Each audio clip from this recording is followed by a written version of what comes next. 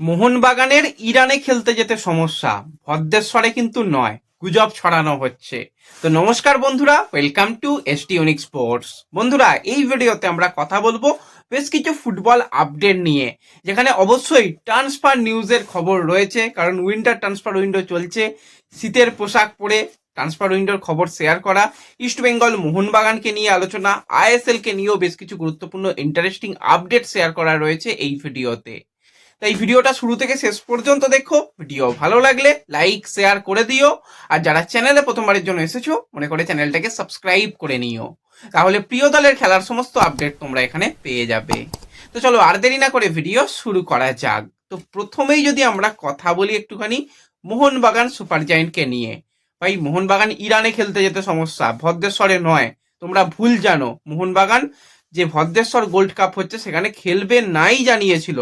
তারপরও ভাই রাহুল টোডি তার এসএসইএন যে অ্যাপ্লিকেশন বলো বা এসএসইএন এর যেটা ফেসবুক পেজ, সেখানে সকাল থেকে খবর করে যে না, মোহনবাগান খেলতে আসবে, খেলা রয়েছে। তারপর আবার নোটিশ দিয়ে জানায় যে না, মোহনবাগান খেলতে আসছে না, তার জায়গায় অন্য দল খেলছে।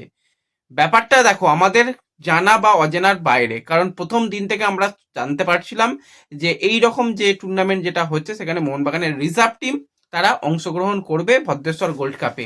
কিন্তু আজকে দেখা গেল যে না, মোহনবাগানের রিজার্ভ টিম তারা ওই ম্যাচ খেলতে আসেনি, এবং তাদের নাকি আসার কথাই নয়। ম্যানেজমেন্ট প্রথমেই জানিয়ে দিয়েছিল যে তারা খেলবে না, তারপরও তাদের নাম বলা ইত্যাদি ইত্যাদি জিনিসটা ভালো হয়নি।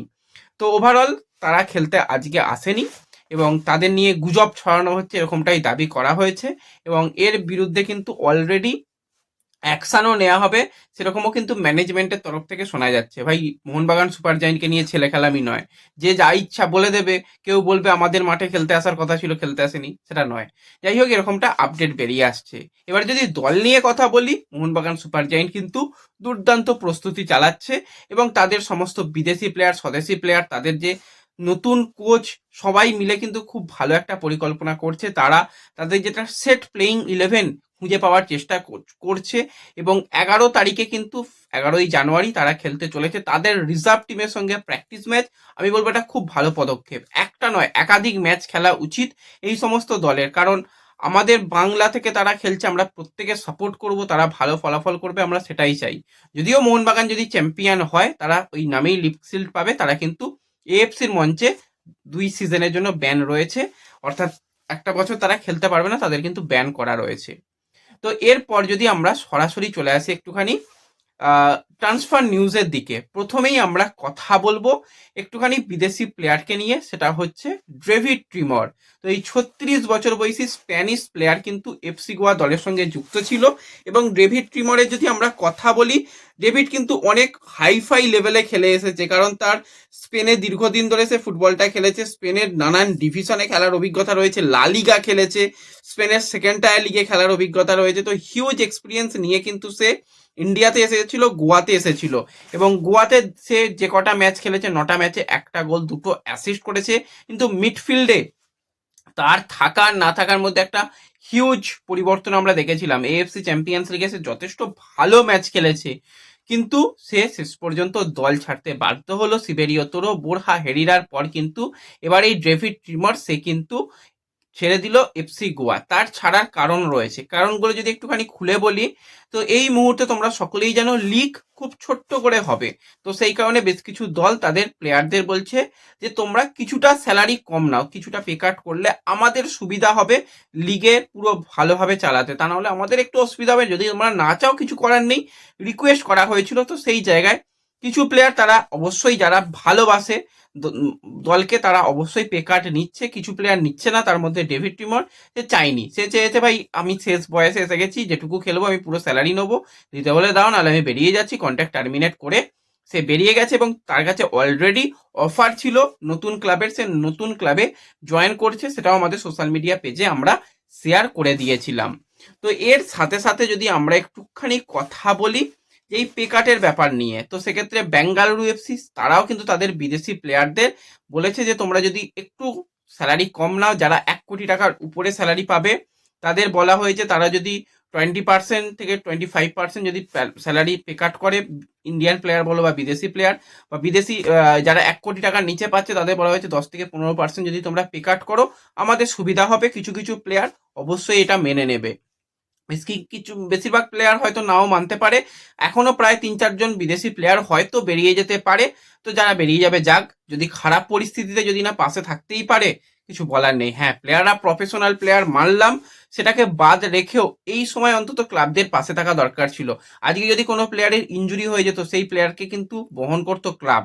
আর আজকে ক্লাবের খারাপ অবস্থায় যে প্লেয়াররা বেরিয়ে যাচ্ছে তারা ভাই বেরিয়ে যাক, কোনো অসুবিধা নেই। লিগ একটু সাদামাটা হবে, একটু খারাপ খেলা হবে হোক, কিন্তু যারা ভাই শুধু টাকাই ইনকাম করতে এসেছে তারা ভাই বেরিয়ে গেলে অনেক ভালো হবে। তো এবার যদি আমরা কথা বলি একটুখানি ইস্ট বেঙ্গলের মহিলা দলকে নিয়ে, তো মহিলা দল তো অসাধারণ পারফরমেন্স করেছে এবং প্রত্যেকটা ম্যাচে তারা দুর্দান্তভাবে ম্যাচ জিতছে। এবার কিন্তু তাদের সামনে রয়েছে একটা গুরুত্বপূর্ণ ম্যাচ। তারা কিন্তু গোকুলাম কেরালার মুখোমুখি হতে চলেছে আগামীকাল কল্যাণী স্টেডিয়ামে। ম্যাচটা রয়েছে বিকেল দুপুর 2:30 থেকে। ম্যাচটা খুবই গুরুত্বপূর্ণ। গোকুলাম অনেকটা নিচের দিকে রয়েছে, ইস্টবেঙ্গল উপরের দিকে রয়েছে। এই প্রথম ফেজের খেলায় ইস্টবেঙ্গল এই ম্যাচটা জিতে তারা পয়েন্ট টেবিলের 1 নম্বর পজিশনে থাকতে চাইবে এবং গোল ডিফারেন্স ইস্টবেঙ্গলে তো বিশাল রয়েছে। তো ব্যাক টু ব্যাক তারা IWL চ্যাম্পিয়ন হওয়ার জন্য এই ম্যাচটায় ঝাঁপাতে চলেছে। অ্যান্ড্রিউস এবং তার মহিলা ব্রিগেড কিন্তু সকলকে আমন্ত্রণ জানিয়েছে এই ম্যাচটা দেখার জন্য। যারা সময় সুযোগ হবে কল্যাণীতে যারা থাকো, তো তারা কি অন্তত টিমকে সাপোর্ট করো এবং এই ম্যাচটাও ইস্টবেঙ্গল জেতার জন্য মরিয়া চেষ্টা করছে। তো এবার যদি আমরা ইস্টবেঙ্গলের সিনিয়র দলকে নিয়ে কথা বলি, তোমরা সকলেই জানো মিগুয়েল ফিগুয়েরা সে কলকাতায় এসে গিয়েছিল, সেটা তোমাদের সোশ্যাল মিডিয়া পেজে আমি শেয়ার করে দিয়েছিলাম। আজ থেকে কিন্তু তার প্রস্তুতিতে নামার কথা শোনা যাচ্ছে, সে প্রস্তুতিও আজ থেকেই শুরু করে দিল। দীর্ঘ বিমান যাত্রার কারণে তাকে একটা দিন রেস্ট দেওয়া হয়েছিল। প্রস্তুতি একদম ভাই ক্লোজ ডোর। জানি না যে ইস্টবেঙ্গল ওয়ার্ল্ড কাপ খেলবে কিনা। এত ভাই গোপনীয় প্র্যাকটিসের কোনো মানেই হয় না। এর আগেও এরকম গোপনীয় অনেক প্র্যাকটিস হয়েছে, মাঠে গিয়ে ধেরিয়ে দিতে দেখেছিলাম। তো আমি তো বলবো খোলামেলা একদম মন খোলাভাবে প্র্যাকটিস করুক। যখন সময় আসবে হাতে, যখন কম সময় থাকবে, যখন ম্যাচ সিচুয়েশন প্র্যাকটিস, শেষ 10টা দিন তারা একদম ভালোভাবে প্র্যাকটিস করুক। বাদ বাকি সময় সমর্থকরা আসুক দেখুক, তাতে টিমের মনোবল বাড়বে। তা না করে ভাই যেমন প্র্যাকটিস তেমনই চলছে। তো সেই ক্লোজ ডোর প্র্যাকটিসই তাদের মূলত চালানো হচ্ছে। এবং এই জায়গা থেকে খবর যেটা বেরিয়ে আসছে, অস্কার বুজন কিন্তু পার্সোনালি চাইছে যে আপফ্রন্টের 2 বিদেশি প্লেয়ারেরই পরিবর্তন। একজন তো অলরেডি দল ছেড়ে দিয়েছে, আরও এক বিদেশিকে নিয়ে মোটে খুশি নয়। যদি ম্যানেজমেন্ট তাকে সাহায্য করে, কম টাকার মধ্যে ভালো প্লেয়ারের সন্ধান নাকি তার কাছে রয়েছে এবং তার পছন্দের প্রোফাইলকেই আনতে চাইছে। অলরেডি বেশ কিছু ভালো সিভি এসেছে, এমনকি বেঙ্গল সুপার লিগের কিছু প্লেয়ারের দিকেও নজর রয়েছে, কারণ সবাই এই মুহূর্তে খেলছে, তারা গেম টাইমের মধ্যে রয়েছে। তাদের যদি নিয়ে আসা যায় খুব একটা তাদের ফিটনেসের ঘাটতি হবে না এবং তারা গোল করছে। তো এমন কিছু প্রোফাইলের সঙ্গেও নাকি অস্কার কথাবার্তা বলছে। যদি ম্যানেজমেন্ট গ্রিন সিগন্যাল দেয়, হিরোসির পরিবর্তন আসতে চলেছে খুব তাড়াতাড়ি, আমরা অপেক্ষা করতে পারি। তো দেখা যাক শেষ পর্যন্ত তার পরিবর্তন হয় কি। এবং এরকমটা খবর বেরিয়ে আসছে যে রিজার্ভ টিম থেকে অন্তত 5 থেকে 6 প্লেয়ার তারা কিন্তু বেরিয়ে যেতে চলেছে, তারা এবার লোন ডিলে যেতে চলেছে। এটা হওয়ারই ছিল, কারণ অনেক প্লেয়ার ইস্ট বেঙ্গলের কাছে রয়েছে, তারা গেম টাইম চাইলেও পাবে না এই মুহূর্তে। তাদের যদি ISL এর দলগুলোতে বা আই লিগের দলগুলোতে লোনে পাঠানো যায় ভালো হবে। আমি তো বলবো অন্তত প্লেয়ারদের সঙ্গে, কিছু প্লেয়ারের সঙ্গে কন্ট্রাক্ট একটু বাড়িয়ে নিক, 1 বছর 2 বছর লোনে খেলুক, তারপর আবার ইস্ট বেঙ্গলে ফিরে আসুক। সেটা ইস্ট বেঙ্গলের আখেরে লাভ হবে, কারণ ইস্ট বেঙ্গল পুরো তাদের গ্রো করলো, করে ছেড়ে দিল, সেটা খারাপ।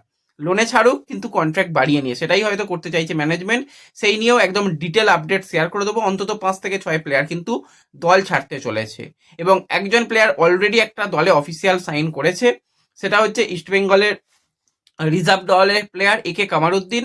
দুর্দান্ত প্লেয়ার, মাত্র 21 বছর বয়স। কেরালা সুপার লিগে 7টা ম্যাচে 4টে ক্লিন সিট রেখেছিল এবং 3টে গোল টোটাল হজম করেছিল এবং পরবর্তী সময় নকআউট ম্যাচেও 2টো ম্যাচে 2টো গোল হজম করেছিল।